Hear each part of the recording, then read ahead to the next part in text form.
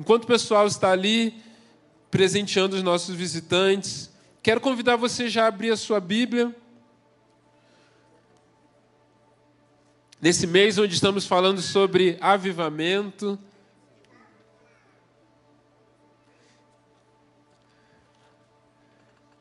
O Rafa quer me ajudar a pregar. Eu quero que você abra a sua Bíblia no livro do profeta Malaquias, capítulo 3. Nós vamos ler duas passagens diferentes, tá? De livros diferentes. Uma é Malaquias 3, versículo de 1 a 3. Depois nós vamos transicionar para o Evangelho de Mateus 21, de 12 a 17. Tá? Só para você saber, a gente vai fazer duas leituras. Vai ser projetado, mas você também vai ter tempo para encontrar aí, ficar tranquilo.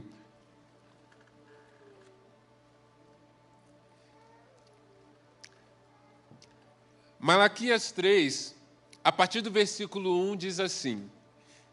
Preste bem atenção, tá, gente? Nessa leitura, são poucos versículos, mas é importante que você dê atenção a cada frase que está aqui revelado a nós, tá? Então, Malaquias 3, versículo 1, está escrito assim. Vejam, eu enviarei o meu mensageiro, que preparará o caminho diante de mim. E então, de repente, o Senhor que vocês buscam virá para o seu templo, o mensageiro da aliança, aquele que vocês desejam virá, diz o Senhor dos Exércitos. Mas quem suportará o dia da sua vinda? Quem ficará em pé quando ele aparecer? Porque ele será como fogo no ourives e como sabão do lavandeiro. Ele se assentará como refinador e purificador de prata. Purificará os levitas e os refinará como ouro e prata. Assim trarão ao Senhor ofertas com justiça. Então as ofertas de Judá e de Jerusalém serão agradáveis ao Senhor, como nos dias passados, como nos tempos antigos. Amém? Agora eu quero que você abra sua Bíblia em Mateus 21, de 12 a 17. Nós vamos ler agora um outro texto que tem uma conexão muito direta também com esse texto, com essa profecia de Malaquias. E você já vai entender qual que é esse contexto.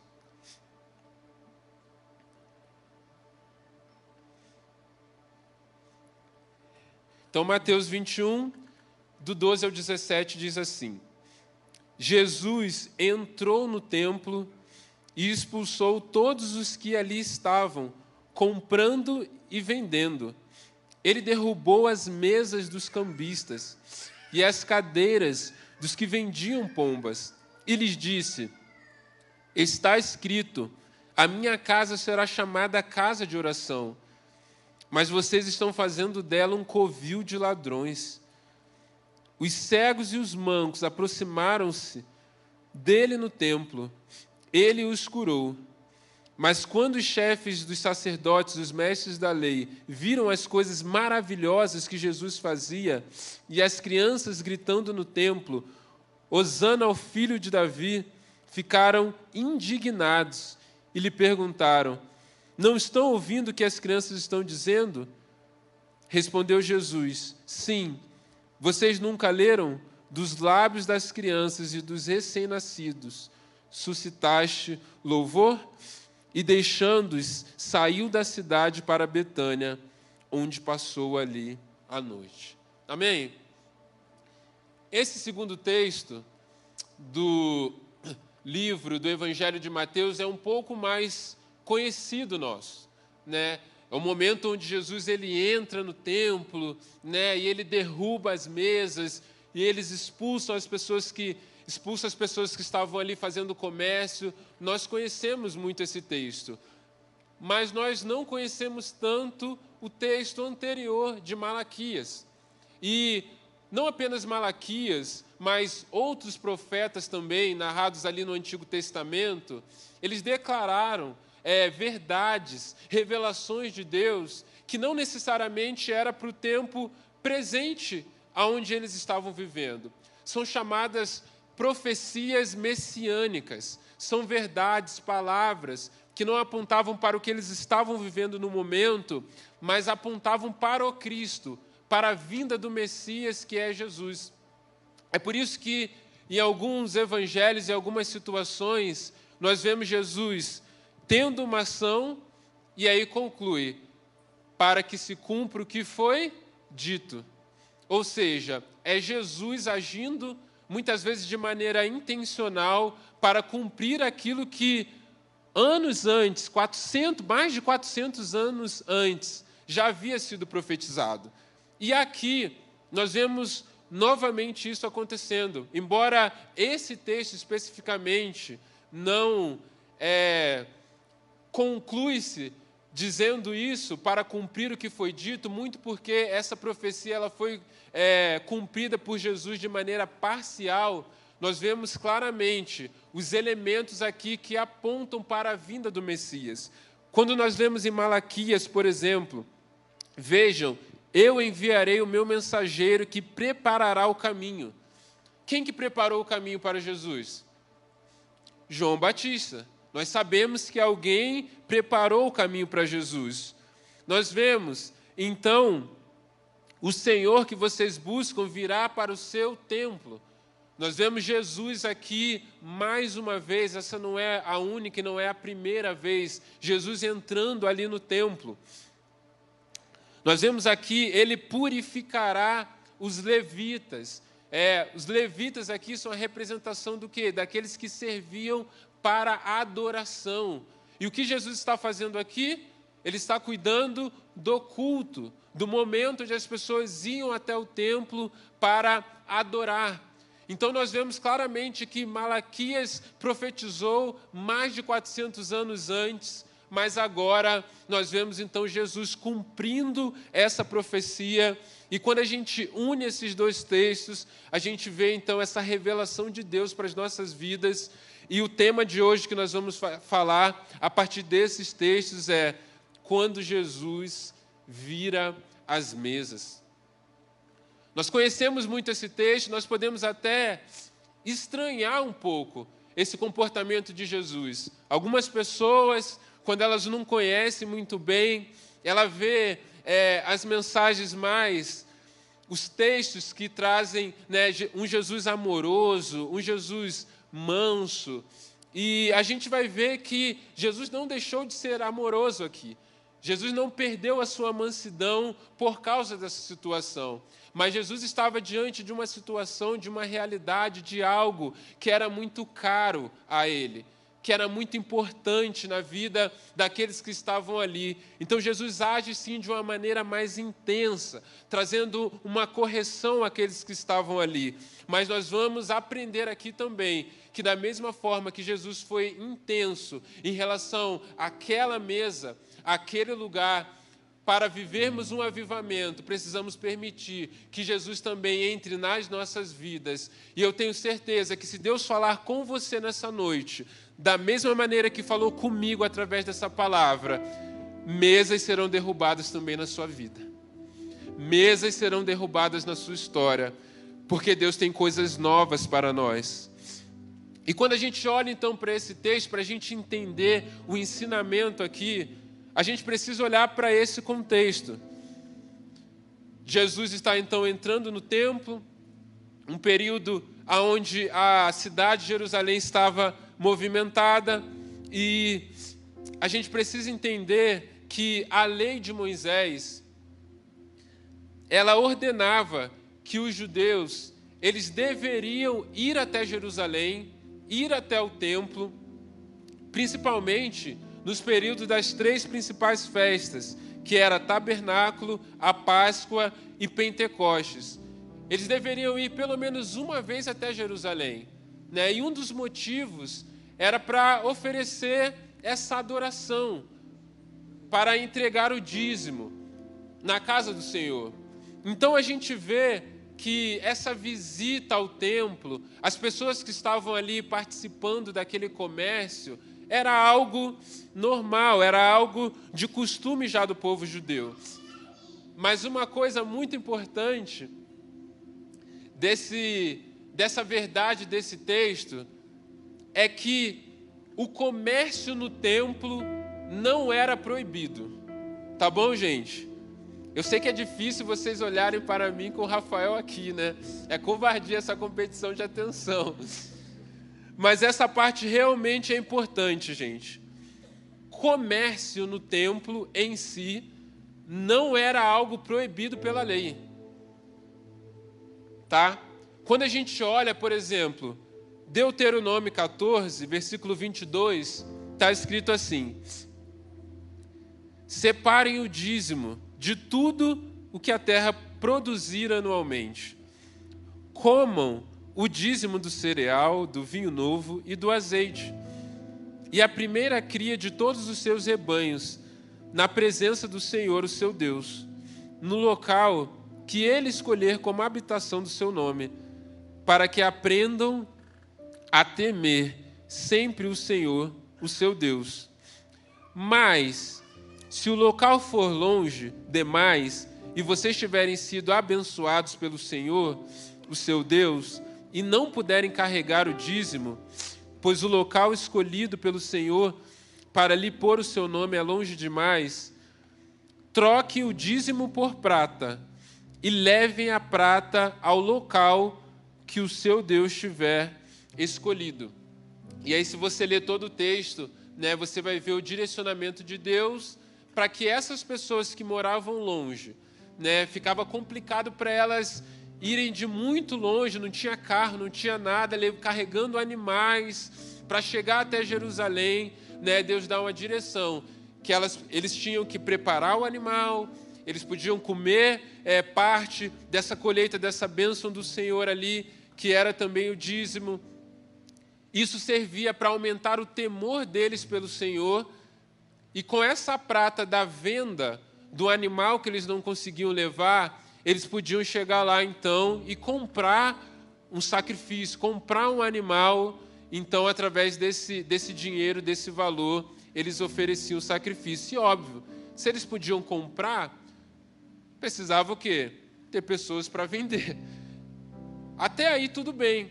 E aí a gente vê aqui que é citado também alguns cambistas, porque os judeus nessa época eles estavam espalhados no mundo todo. Então não apenas na região da Judéia. Então muitos, quando vinham de outro lugar, e aí a moeda deles não era a moeda local, alguns tinham moedas que vinham com imagens pagãs, por exemplo. Então não era aceitável no templo esse tipo de oferta. E aí precisavam de cambistas que tinham a moeda local para que eles trocassem, e aí sim eles conseguiam dar oferta. Então o motivo principal aqui da exortação de Jesus não é em si o fato de haver comércio no templo, tá? E a primeira coisa que a gente vê aqui, então, que Jesus quer corrigir, é que eles usaram um protocolo que era até permitido, algo que de alguma forma era lícito, mas eles corromperam aquilo que era um princípio da lei e da palavra de Deus, que eles poderiam fazer. Eles aplicavam algo que era permitido, mas com o coração errado e de forma corrompida, para ter o quê? Um benefício próprio. Então, esses homens cambistas, esses homens que comercializavam ali essa oferta, os animais, qual que era o coração que eles deveriam ter? É tempo de adorar ao Senhor. E tem pessoas de longe que estão vindo e precisam de ajuda. A gente pode ajudar. A gente pode servir ali na casa de Deus para que os nossos irmãos que vêm de longe possam ofertar ao Senhor. Eles tinham a oportunidade de servirem, de adorarem a Deus de uma maneira legítima. Mas ao invés disso, aqueles que estavam ali servindo no templo e com a permissão dos sacerdotes, eles cobravam no câmbio da moeda taxas absurdas. E aqueles que muitas vezes eram pobres, que a colheita, que o que eles tinham era pouco, e aquilo que eles poderiam comprar com a prata era talvez apenas pombas, eles não conseguiam muitas vezes comprar a sua oferta, adorar ao Senhor. Por quê? Porque os valores eram abusivos. Então esses homens, eles usaram a casa de Deus, usavam o lugar da adoração para benefício próprio. Ou seja, a adoração estava corrompida. É por isso que Jesus entra naquele lugar e ele começa a derrubar tudo. Ele começa a acabar com aquele sistema que eles criaram. Porque aquilo que era para servir se tornou um sistema para beneficiar aqueles homens. Então a primeira coisa que a gente vê aqui é que Jesus virou as mesas para restaurar a essência da adoração. Jesus ele queria restaurar o princípio. Jesus não estava tentando restaurar a prática, o protocolo da lei, porque no protocolo da lei estava tudo certo. Mas Jesus queria restaurar uma adoração que ela era além de um protocolo, mas ela tinha o quê? Ela tinha uma essência. Ela era movida por um coração. E isso tem a ver com as nossas vidas também. Porque Jesus, ele não é indiferente à forma que nós adoramos. Jesus, quando está na sua casa, Jesus, quando está no culto, nós clamamos a presença dele. Ele quer restaurar também a maneira que adoramos, para que ele se agrade dessa adoração. E a pergunta que nós precisamos fazer é: será que estamos adorando apenas como um protocolo? Apenas no automático? Ou será que a nossa adoração parte de uma essência verdadeira? Porque se nós olhássemos, avaliássemos a partir da lei, cara, a performance estava maravilhosa. As pessoas que iam adorar estavam tão acostumadas nesse contexto que elas nem se importavam mais com aquele abuso. Pode ver que Jesus expulsa não apenas quem estava vendendo, mas expulsa também quem estava sendo conivente, quem estava comprando. Porque por causa desse sistema as pessoas se acostumavam tanto que elas não tinham mais diligência no preparo da sua oferta. E isso diz muito sobre a adoração, porque a adoração, ela não começa nas formas, nas expressões de adoração. A adoração, ela começa no preparo do adorador. Jesus, ele exorta, sim, aqueles que usavam da adoração para se beneficiar. Mas Jesus também nos ensina, o texto nos ensina, que aquele que ia entregar a sua oferta precisava muito antes se preparar. Ele precisava separar o dízimo, ele precisava separar os animais, ele precisava fazer a venda, com o valor da venda ele chegava lá, ou seja, tinha um processo. Tinha um processo onde ele contava e ele olhava assim: cara, olha tudo que Deus fez nesse ano. Olha como a gente prosperou, olha como foi a nossa colheita. E quando no final de todo o protocolo eles chegavam lá para adorar, eles chegavam lá com oferta, mas eles chegavam lá também conhecendo mais o Deus deles, o Deus que o abençoou. Ou seja, não era só sobre uma performance de adoração, mas era sobre o preparo de um adorador. E hoje nós temos outras expressões de adoração também. Nós temos a música, nós temos os nossos dízimos e as nossas ofertas, que é o contexto aqui deles. Sabe, nós podemos pular, nós podemos cantar. Mas o que diz se somos verdadeiros adoradores não é a maneira que expressamos esse louvor e essa adoração, mas é a construção que nós temos, muitas vezes durante a nossa semana, que vai dizer se nós chegamos aqui a cada sábado, a cada domingo, conhecendo ou não mais o nosso Deus. Porque aqui eu posso cantar que Deus é bom, aqui eu posso cantar que Deus é maravilhoso, aqui eu posso cantar que Deus é justo, mas eu vivo na minha semana ao lado de um Deus bom? Eu me relaciono com Deus a partir da sua bondade? Eu me relaciono com Deus a partir da sua justiça? Eu posso chegar assim, se parar a música, se parar tudo, eu posso expressar a minha adoração com um testemunho vivo daquilo que eu tenho vivido dia a dia com Ele?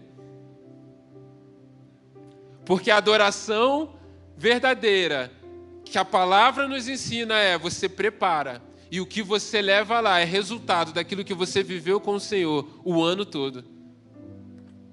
Agora, o que a gente está acostumado? Não, é a adoração que me prepara. A adoração não é para nos preparar. A adoração não é um período do culto para preparar o nosso coração para a palavra.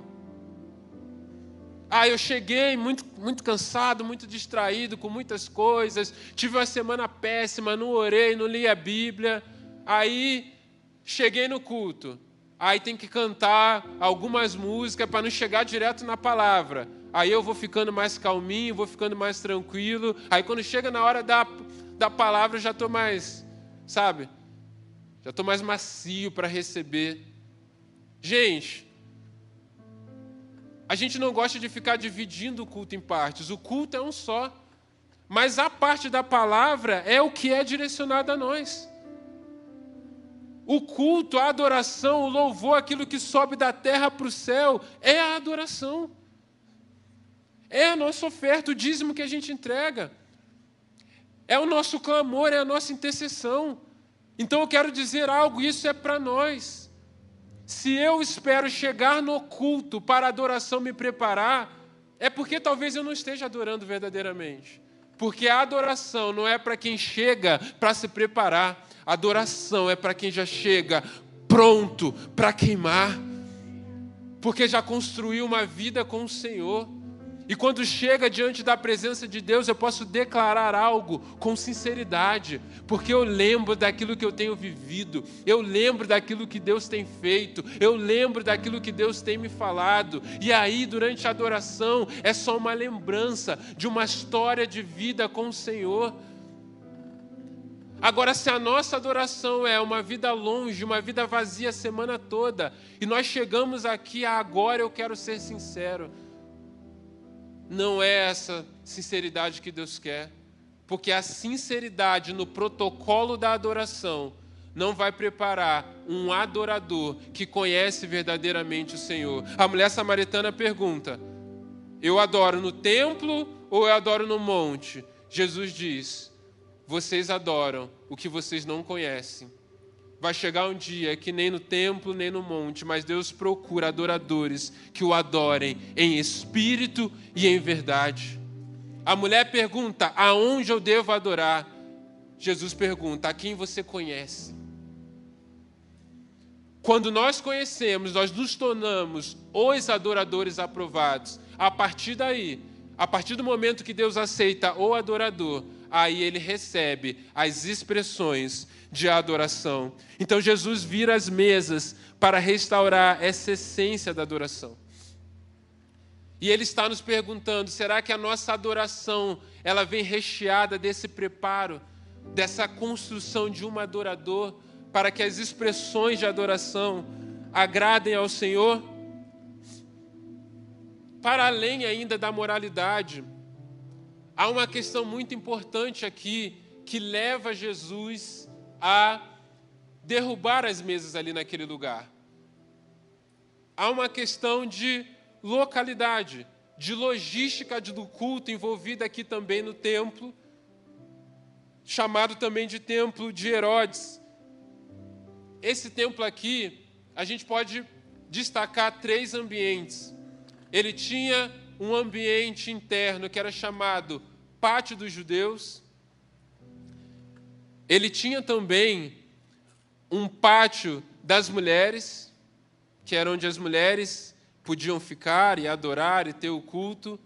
e ele tinha também o pátio dos gentios, que era uma parte mais externa, como se fosse uma varanda assim. Então, há aqui também uma situação de que os gentios eles chegavam e eles podiam adorar ao Senhor nesse espaço. E é exatamente nesse espaço que montaram, então, as barracas, as mesas, e ficavam ali os animais, as coisas que estavam vendendo.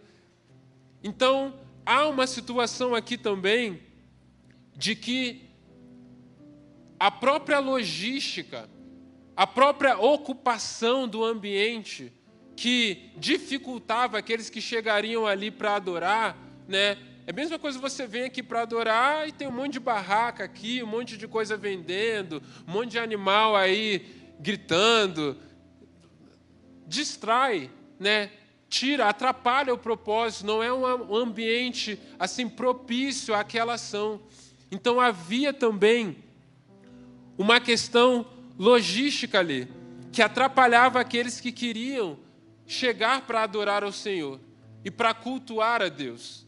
E isso fala algo conosco também. Porque o problema para Jesus, o motivo de ele virar às mesas, não era apenas corrigir a imoralidade. Não era apenas excluir aquilo que era ilícito. Mas era abrir espaço para que o propósito principal daquele lugar pudesse ser cumprido. Então, se não tivesse cambistas ali corruptos, ainda não estava resolvido. Se não houvesse comércio, também não estava resolvido. Se não tivesse falsos adoradores ali, também não estava resolvido. A presença de um comércio corrupto era parte do problema, mas talvez não era o principal foco de Jesus. A presença de um comércio corrupto, de uma adoração falsa, incomodou Jesus. Mas talvez o principal que nós precisamos olhar ali é a ausência daquilo que era o propósito daquele lugar. E Jesus vai dizer: a minha casa será chamada casa de oração. Jesus, ele tira as barracas, Jesus expulsa as pessoas dali porque o templo era o lugar da oração. E aqueles que chegavam até o templo para adorar ao Senhor e para orar, eles não conseguiam, porque havia muito barulho, porque não havia espaço mais para isso. E a gente precisa também pensar dessa forma, porque quando nós falamos sobre adoração, sobre cultuar ao Senhor, e como a gente fala sobre esse comércio gospel, sobre lideranças também corruptas, como no caso desses sacerdotes, o que eu posso pensar? Ah, não, mas eu sou um adorador muito bom, porque eu não faço nada disso, eu não uso a igreja para benefício próprio, eu não falo nenhuma heresia, eu não estou envolvido em nenhum escândalo, como aí a gente vê no YouTube, nas redes sociais, então está tudo certo. A questão é, quando Jesus, ele entra no templo do nosso coração, ele encontra uma vida de oração? Porque se não há a presença de algo ilícito, mas também não há a presença de oração nas nossas vidas, Jesus também quer derrubar as nossas mesas. Porque se no primeiro lugar, Jesus ele derrubou as mesas para restaurar a essência da adoração, em segundo lugar, Jesus derrubou as mesas para que nada ocupe o lugar da oração nas nossas vidas. É muito mais do que sobre fazer tudo certo. É sobre viver uma vida de oração. Jesus ele quer nos ensinar a orar mais. Jesus quer nos ensinar a construir uma vida de adorador que oram e o conhecem. E ele precisa deixar, ou nós precisamos deixar que ele entre no nosso coração, na nossa vida, para que possamos sondar o que tem atrapalhado de vivermos uma vida de oração mais intensa, de orarmos mais, de gastarmos mais tempo na presença do Senhor, porque é impossível viver um avivamento sem uma vida de oração. Se não estamos dispostos a orar, a gastar tempo com Deus, a clamarmos, a buscarmos verdadeiramente aquilo que queremos, aquilo que sonhamos, aquilo que almejamos diante de Deus, não virá. Porque o propósito do culto, o propósito da casa de Deus, e esse templo somos nós, é uma casa de oração. E sabe por quê? A gente já ouviu isso muitas vezes sobre oração. Precisamos orar mais, precisamos ter mais vida devocional. Sabe por que muitas vezes a gente não consegue? É porque nós aprendemos a dar nomes bonitinhos para isso. Nomes fofinhos. Sabe? Igual aquela pessoa que ela vai na entrevista. Qual que é o seu defeito? Ah, eu sou muito perfeccionista, eu gosto das coisas tudo direitinho. O maior defeito da pessoa é esse. Olha que legal. Que sinceridade, né? Não, porque comigo as coisas têm que ser tudo que eu faço é perfeito. Então, meu defeito é ser perfeccionista. E aí a gente aprendeu alguns termos. Não, eu não oro, mas assim, é por causa da correria, a vida está muito... Eu trabalho muito, é falta de disciplina, né? E a gente começa o quê? A dar alguns jeitinhos. A gente põe a culpa no tempo, é a agenda, é uma coisa ou outra, é inconstância. E a gente trata como se fosse coisas assim, superficiais. Ou como se fosse algo superficial nas nossas vidas. Só que um problema nós temos na hora de viver essa transformação e essa mudança.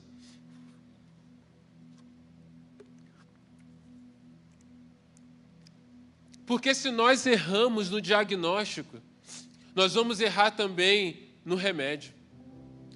O que define o remédio que nós vamos tomar, que nós vamos consumir, é o diagnóstico que o médico faz.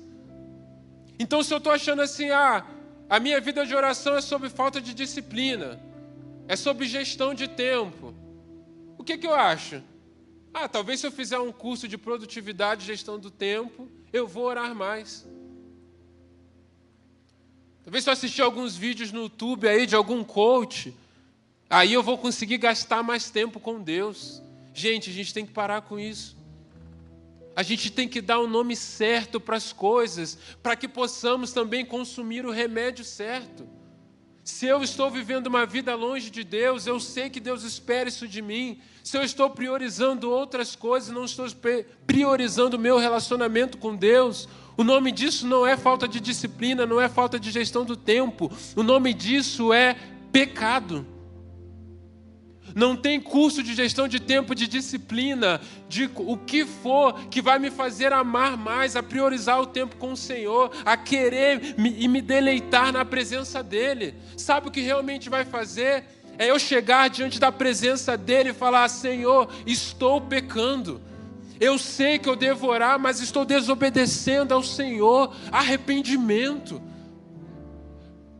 Para que a gente possa clamar, para que Ele venha com esse fogo dEle sobre as nossas vidas, nos transforme, nos ensine a amá-lo mais, venha nos purificar, para que possamos amá-lo e decidir estar diante da presença dEle. É esse fogo que nós precisamos. Talvez a gente vai tentar usar várias estratégias, vamos aumentar a produtividade em várias áreas das nossas vidas, e tudo isso é muito bom, tá, gente? Eu não sou contra. Eu só acho que a gente está tomando remédio um pouquinho demais para um problema na nossa geração que é muito mais sério. Se nós não tratarmos a nossa falta de oração como pecado, talvez vamos passar a vida toda lutando, sem conhecer verdadeiramente ao Senhor, e nunca vamos experimentar um verdadeiro avivamento. Agora, se decidirmos hoje aqui, dizer: Senhor, estamos pecando, precisamos nos arrepender. Precisamos reconhecer que estamos amando mais o mundo do que viver com o Senhor.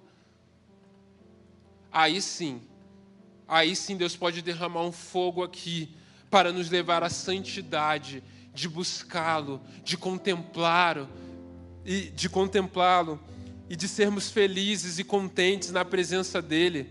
Olha o que está escrito na profecia de Malaquias, no versículo 3, o texto que nós lemos.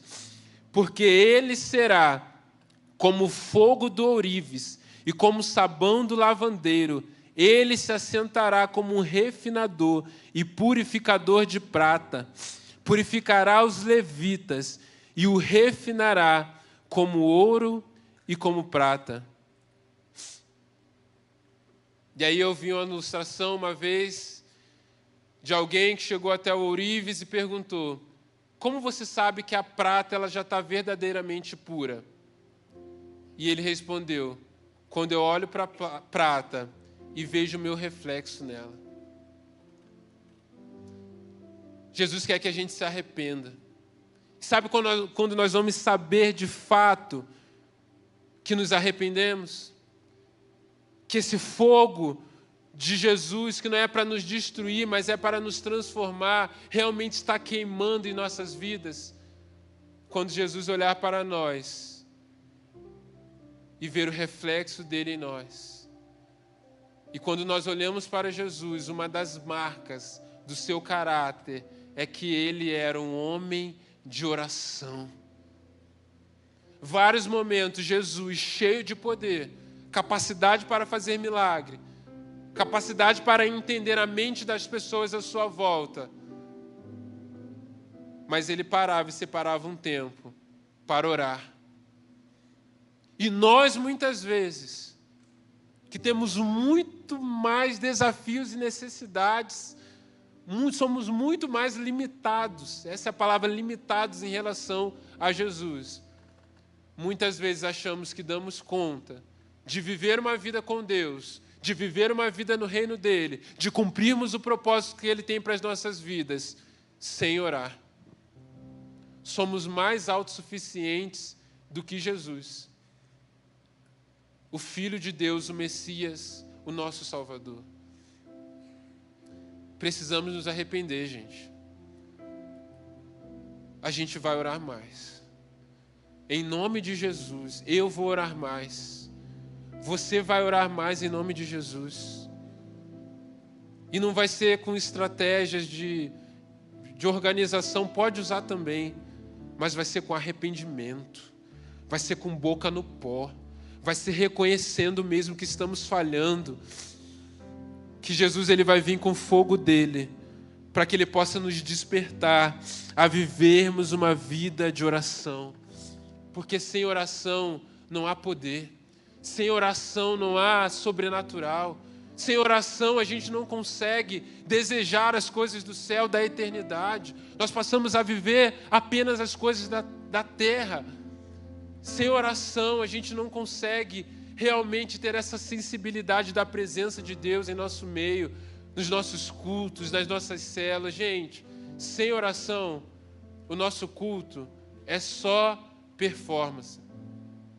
Mesmo que não haja presença de nada ilícito, apenas por causa da ausência de uma vida de oração, não passamos e não somos nada diferentes dos homens que estavam nesse templo, nesse dia, nesse lugar.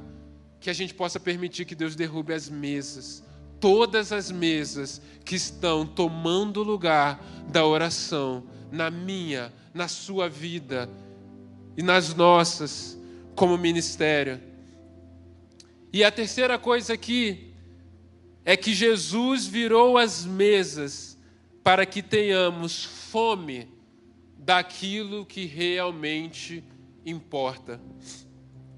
Olha só, Malaquias 3, versículo 1. E então, de repente, olha só, esse de repente é famoso na Bíblia. O Senhor que vocês buscam virá para o seu templo. O mensageiro da aliança, aqueles que vocês desejam, virá. Eu acho interessante porque a Bíblia em vários momentos fala sobre uma ação de Deus de repente. A gente vê isso aqui narrado na profecia, a gente vê no Pentecostes ali o Espírito Santo agindo de repente. A gente vê quando Paulo e Silas estão na prisão e aí de repente vem um terremoto. Então há várias manifestações de Deus acompanhados dessa palavra, dessa expressão, de repente. Agora, o que eu acho também muito interessante é que esse de repente sempre é precedido de algo ou precedido de alguém. Ao mesmo tempo que a Bíblia diz, olha, de repente o Senhor virá. Mas ele diz, o Senhor que vocês buscam virá. Depois ele diz, aquele que vocês desejam virá. Então ele virá de repente. Mas ele nunca vem de surpresa. Ele vem de repente, mas há sempre alguém com fome, esperando, sem saber a hora, sem saber o dia, mas o buscando e o desejando verdadeiramente. Então Jesus, muitas vezes ele quer derrubar as nossas mesas para que haja fome. Para que essa fome se transforme em uma busca, em um desejo por aquele que é mais importante. E o problema, muitas vezes, de não nos tornarmos esses adoradores que se preparam, esses adoradores que constroem uma casa, que são uma casa de oração, é porque as nossas mesas estão nos satisfazendo demais daquilo que não é o mais importante. A fome é algo orgânico. Todos temos fome. Você não precisa de uma estratégia para ter fome. É só parar de comer que você tem fome. Ninguém precisa fazer nada para que você tenha mais fome. Agora, aquilo que é o meu objetivo maior determina aquilo que eu coloco na minha mesa. Mais especificamente, aquilo que eu sirvo no meu prato. Eu tenho fome, igual a todo mundo. Agora, se o meu objetivo maior ao me alimentar é encher a barriga, ficar satisfeito com o que tem de mais gostoso, entendeu? Eu vou botar churrasco, eu vou botar lasanha no prato, eu vou botar estrogonofe, vou misturar com a feijoada para fechar uma sopa de ervilha. A Jaqueline não me deixa mentir. Eu não tenho esse negócio assim, não combina, meu irmão. Coisa boa com coisa boa dá certo. Nunca vi uma receita que tem bacon dar errado. Agora, esse negócio verde aí que vocês colocam, de vez em quando, não dá muito certo, não. Coisa boa com coisa boa sempre vai dar certo. Agora, se o meu objetivo é só comer, me saciar, sem pensar em outra coisa, cara, eu posso encher a minha mesa lá e está tudo bem. Agora, vamos pensar uma outra coisa? Se ao me alimentar eu tenho um objetivo maior de, por exemplo, emagrecer. Aí o que vai estar no meu prato, na minha mesa, precisa ser algo mais criterioso. É ou não é? Aí o que eu servir no meu prato revela aquilo que é mais importante para mim ao me alimentar. Então a minha fome, ela é algo orgânico, mas o saciar a minha fome passa a ser algo intencional. E é movido por algo maior, mais importante do que apenas o se alimentar. E aí é interessante que a gente tem que se perguntar se estamos sendo coerentes. Se de fato o Senhor é o mais importante para as nossas vidas, precisamos nos perguntar então se a nossa dieta é coerente. Eu tenho um discípulo aí que ele é assim, a gente se encontra toda semana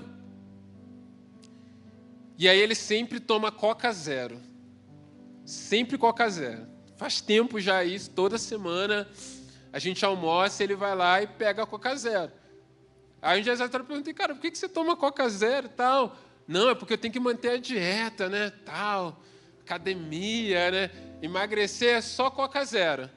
Aí beleza, aí semana passada foi lá, almoçamos, Coca Zero, tudo certo.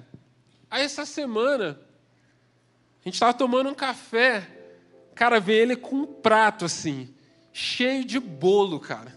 Chocolate, cenoura, coisa arada e tal. Pensei assim, é para a mesa inteira.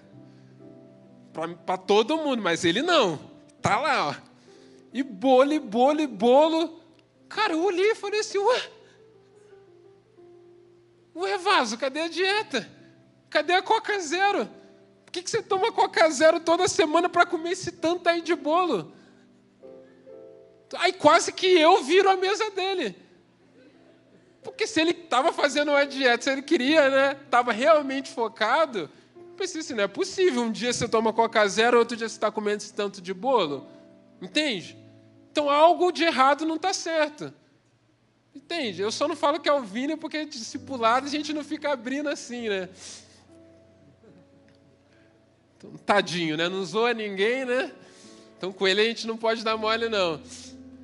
Mas, gente, vamos lá, se a gente usa isso para a nossa vida espiritual, se nós dizemos que queremos um avivamento, que queremos Jesus, que a presença dele é o mais importante, e aquilo que nós nos alimentamos na nossa semana não constrói esse lugar da presença, não é um alimento espiritual sólido que vai nos levar a conhecer mais dele, conhecer quem ele é, vai nos levar a um amadurecimento, um conhecimento, entendimento maior da palavra. Cara, só tem duas opções. Ou não estamos sendo coerentes, ou aquilo que estamos dizendo que é mais importante, que desejamos e que buscamos, não é tão importante assim. A gente precisa escolher. Ou a gente confessa e fala, Senhor, a tua presença não é mais importante, para que com o diagnóstico certo a gente possa realmente buscá-lo.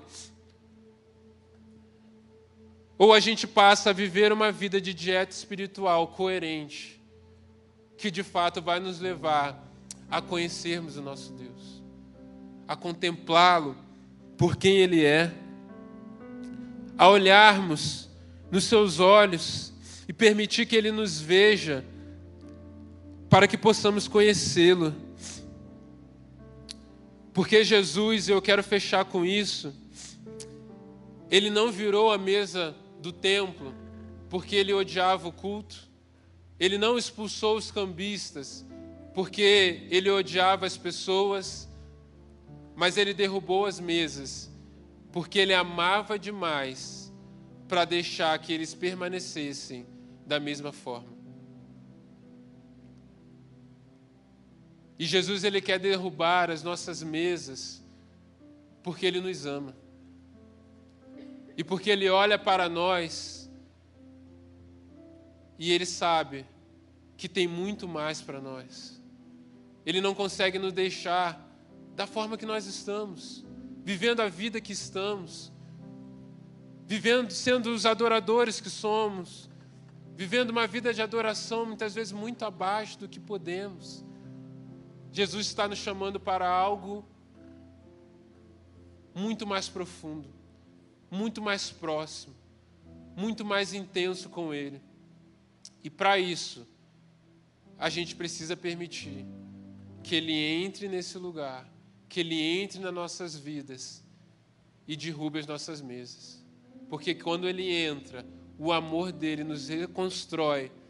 E a partir do momento que Jesus Ele purificou, Ele mudou naquele lugar, nós vemos que milagres começaram a acontecer. Nós vemos que as crianças começaram a declarar quem Ele é naquele lugar. O avivamento começou a acontecer e vai ser assim também aqui nesse lugar. Se nós entendermos que Deus está nos despertando para orarmos mais. E eu creio que hoje é um dia importante para nós. Porque algum dia nós vamos chegar ali naquele hall, vão ter cadeiras ali, vão ter filas, porque aquela sala de intercessão vai estar cheia, não vai caber gente ali naquele lugar, tamanhas pessoas, tamanhos jovens que vão chegar aqui nesse lugar, apaixonados por Jesus e querendo orar mais, tempo na presença dEle. Nesse tempo talvez tenhamos que ter vários turnos e vários de oração. Mas todo avivamento começou com poucos. Começou às vezes numa sala. de poucos jovens, mas que eram apaixonados de verdade. Poucos jovens que tinham pouco a dar, mas que entregaram muito em arrependimento, em quebrantamento, em busca, em permanecer, em viver esse até que Ele venha, sendo encontrados no lugar de oração. Enquanto eu orava por essa palavra, por esse dia, esse amor de Jesus que vem e que nos confronta para nos transformar, Jesus exige uma resposta nossa. Eu poderia fazer um apelo aqui e você ia para sua casa com um desafio, com uma decisão de decidir orar mais, de fazer algo além. Mas eu decidi algo no meu coração, porque uma das grandes expressões de amor que nós temos é o nosso tempo. E eu fiz um compromisso com o Senhor. Eu falei: Senhor, eu vou pregar essa palavra, mas eu não vou deixar para amanhã. Eu vou pregar essa palavra, mas quando eu terminar essa palavra, eu já quero dar uma resposta ao Senhor para essa palavra. E eu vou continuar lá no culto. E eu vou ficar aqui orando, nesse altar, até que eu tenha convicção que o Senhor me encontrou aqui nesse lugar, para viver um novo tempo. Porque eu me lembro um dia que eu estava aqui nesse altar, e eu me comprometi diante do Senhor, que eu seria um precursor de um avivamento. Que se acontecesse um avivamento na minha geração, eu não seria pego de surpresa. Eu quero te perguntar, se Deus começasse a agir com cura aqui, línguas, dons, salvação de vida, libertação nesse lugar, você seria pego de surpresa? Ou você diria: não, isso que está acontecendo é uma resposta da minha busca e do meu desejo?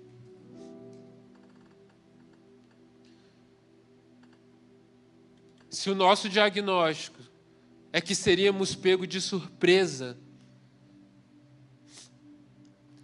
então essa palavra é para nós. Então precisamos nos arrepender e dizer ao Senhor: Senhor, pode vir de repente, mas eu sou remanescente. Pode vir de repente, mas eu estarei aqui clamando até que o Senhor venha. Você que está na sua casa, Deus te abençoe.